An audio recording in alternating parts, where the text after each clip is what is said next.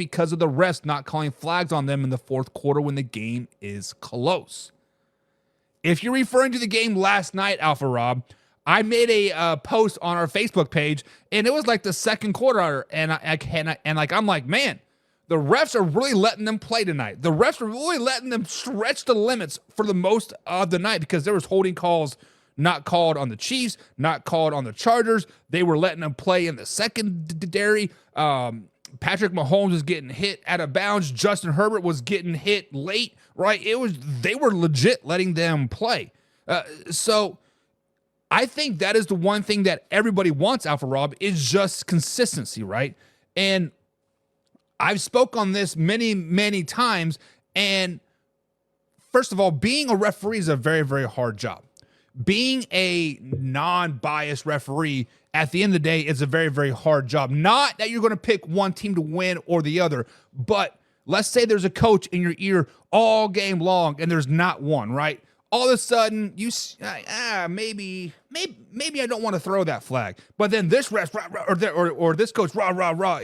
Oh, there's the flag, right? And let's go back to Jim's comment about 5 minutes ago. I can't hate Andy Reid. That's what Jim said. And if you look at it, honestly, every time the camera points to Andy Reid, he just kind of just chilling out, right? Yeah, he barks at the refs sometimes, but I feel like they have a nice cordial conversation throughout most of the game. But when the game last night, when they're paying over to Harbaugh, he was all in the ref's ass, right? And honestly, that probably plays a lot of factor into it, to be honest. Like, I'm not saying it is, but that is just my perspective from a high school coach, and seeing that perspective.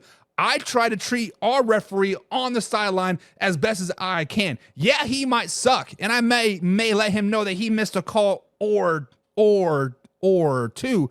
But every time he makes a call, I'm like, that is a good call, man. I'm glad you saw that. Whether it's my way or not, I'm always kissing some ass, right? Always kissing ass and making him feel like he is the strongest, biggest man in the entire world, right? And maybe that's what Andy Reid does. And maybe that's why the fourth quarter calls sometimes goes the Kansas City Chiefs' way. Or maybe, just hear me out, that the reason why we think all these calls go to Kansas City Chiefs every fourth quarter is because there's so many eyeballs on the Kansas City Chiefs. Let's look at yesterday's games. Eagles taking on the Panthers. Bryce Young makes a beautiful pass. What's the receiver's name? Dropped it. He caught it, basket caught it, fell through his legs, hit the turf, right? Again, everybody's like, oh, just catch the ball. Blatantly missed a holding call on the right guard. That linebacker came flying through the Eagles. The right guard grabbed him, threw him down, picked him back up, and threw him down again. Nobody's screaming about that. Nobody's screaming about that non-call. What if the Eagles would have lost that game? What if Bryce Young would have thrown that game-winning touchdown, the receiver would have caught it, and that holding call wasn't called? Would we be throwing a fit then? No, because it's just the Eagles. It's just the Panthers. Who really cares? But the fact that it's the Kansas City Chiefs, that's what it comes down to. More eyes are on the Kansas City Chiefs. Social media hates the Kansas City Chiefs, right? There are three things that I can do in the social media world that will get an instant reaction every freaking time, right? Number one, put the Kansas City Chiefs are the best team in the NFL. Instantly, 1,000 comments, 400 or 40 shares, 500 interactions, right? People love to hate the Kansas City Chiefs. Number two, say the Dallas Cowboys. Oh, they're America's team. They're a playoff team. Super Bowl. I could be totally talking out my butt, but you put Dallas Cowboys and playoffs and Super Bowl in the same sentence, instant reaction. Why? Because there's so many eyes on the Dallas Cowboys, so many eyes on the Kansas City Chiefs. The third thing I can do right now, talk bad about the Detroit Lions. I could be praising the Detroit Lions. I could say, hey, they are the greatest things in sliced bread, but they won't win the Super Bowl. And people be at my throats. You don't know football. You're dumb. You're ignorant. Go read the rule book and all this other stuff. That's just the way it is. When your team is good, Dallas Cowboys used to be good, right? Haven't won a Super Bowl since, 95? I get it. 96, whatever. Kansas City Chiefs Detroit Lions. The reason why you can is that eyeballs are on them. Pretty soon, Alpha Rob, the pendulum's going to start to swing, right? Let's say your team, the Buffalo Bills, let's say that pendulum starts to swing and Josh Allen finally beats Patrick Mahomes in the playoffs this season. And they win the Super Bowl. Everything's going high. Everything's going great. Next season, let's say they start 10-0 next season. But some calls are kind of going their way. Week 1, week 2. It's getting a little close, right? Come week 10, they squeak by a really, really good, let's say, Kansas City Chiefs team. Let's say they beat them week 10. All those eyes are going to start pointing on the Buffalo Bills. All those calls that are not in the fourth quarter be like, oh, the Buffalo Bills are cheating. The NFL is rigged for the Buffalo Bills. It's just what it is just what is easy. It is just what is easy, right? It is easy to talk down on stuff.